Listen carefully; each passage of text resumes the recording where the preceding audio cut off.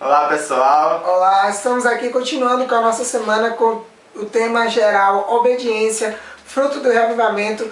E o nosso verso para memorizar: as armas da nossa milícia não são carnais, e sim poderosas em Deus para destruir fortalezas, anulando nós sofismas e toda altivez que se levante contra o conhecimento de Deus, e levanta o cativo todo pensamento à obediência de Cristo. O que é que nós temos hoje nessa segunda lição de jovens, Carlos? Tem por título: Quem é você? Quem é você? A lição dessa segunda começa perguntando quem somos nós.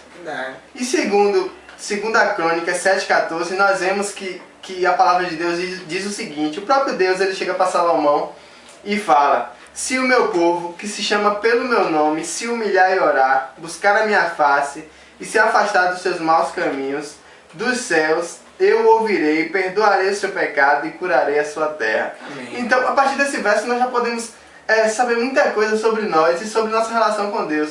Primeiro, nós somos o seu povo, ele fala: se o meu povo. Segundo, chama pelo meu nome, ou seja, é um povo que se chama pelo nome de Deus.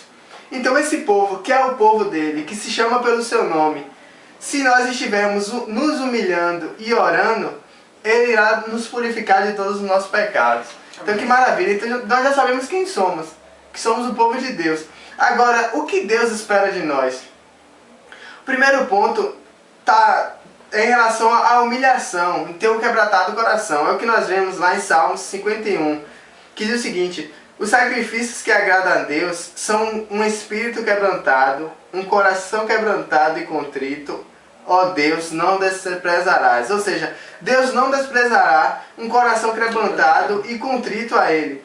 Ou seja, Ele deseja que nós nos humilhemos, sejamos humildes diante dEle, quebrantemos o nosso coração e nos apresentemos diante dEle em sentido de referência, respeito. Então Deus deseja isso.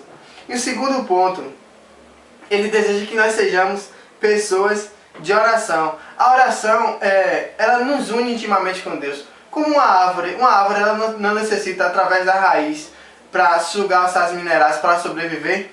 Nós temos a oração como um recurso para sugar forças de Deus, para estar ligado a Ele, para buscando essas forças, para suportar os pecados. Nós nunca conseguiremos cumprir o que a lição está nos pedindo, que é em relação à obediência, se nós não orarmos, se nós não estivermos ligados a essa fonte de força, essa fonte de poder que é Deus, né? E nós nos ligamos a Ele através da oração. Um terceiro ponto é buscar a face de Deus. Buscar a face é desejar ter essa comunhão com Deus, é desejar conhecê-lo. Você conhece a face de uma pessoa que você tem intimidade. Então, a partir da oração também, nós conseguimos buscar a face de Deus. E, consequentemente, seremos obedientes, porque nós conheceremos esse Deus. Nós saberemos o que Ele quer para nós, né? É tanto que diz o seguinte, ó, que Deus fala: vocês me procurarão e me acharão quando me procurarem de todo o coração. Então, se nós o buscarmos de todo o coração, nós o acharemos. E uma quarta coisa que Deus espera de nós, que está em Isaías 55:7, que diz que o ímpio abandone seu caminho e o homem mau seus pensamentos. Volte-se ele para o Senhor, que terá misericórdia dele. Volte-se para o nosso Deus, pois ele perdoará de bom grado. Então, se nós hoje estivermos abandonando os maus caminhos, se Deus ao ver que nós estamos com força, buscando a Ele para vencer todas as tentações, Ele com certeza terá misericórdia de nós e nos perdoará de bom grado, né? Então aqui nós vemos os que Deus espera de nós. Agora, o que Deus promete em troca se nós formos obedientes a Ele? Isaías 59:1 diz o seguinte: o braço do Senhor não está tão curto que não possa salvar, e o seu ouvido tão surdo que não possa ouvir. Mas as suas maldades separam vocês do seu Deus. Os seus pecados esconderam de vocês o rosto dele, e por isso ele não os ouviu. Ou seja, nós vemos que nossos pecados, nossas transgressões, nossos pensamentos maus nos afastam de Deus. Então, se nós cumprirmos esses 4 passos que Ele espera de nós, que é a oração, que é a humilhação perante dele, que é buscar a Ele de verdade, com certeza Ele passará a ouvir nossas orações e perdoar os nossos pecados. E o mais maravilhoso é que, se confessarmos os nossos pecados, Ele é fiel e justo para nos perdoar, para perdoar os nossos pecados e nos purificar de toda injustiça. E mais ainda, Ele diz: nunca o deixarei, nunca o abandonarei. Então que nós possamos estar cumprindo aquilo que cabe a nós e o que Deus espera de nós, para que nós possamos ter seu perdão, ter seu amor e ter a transformação, que é o que mais queremos. Verdade. A lição de adultos trouxe para nós o alto preço da obediência. A obediência, infelizmente, neste mundo que nós vivemos, a obediência a Deus custa caro, muito caro.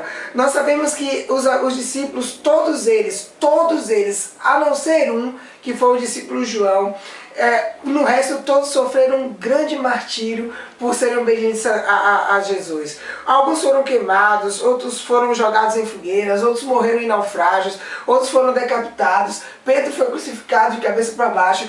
Tudo por obediência a esse Jesus que nós hoje pedimos a vocês e que obedeçam também. Mas a lição trouxe o exemplo de Estevão.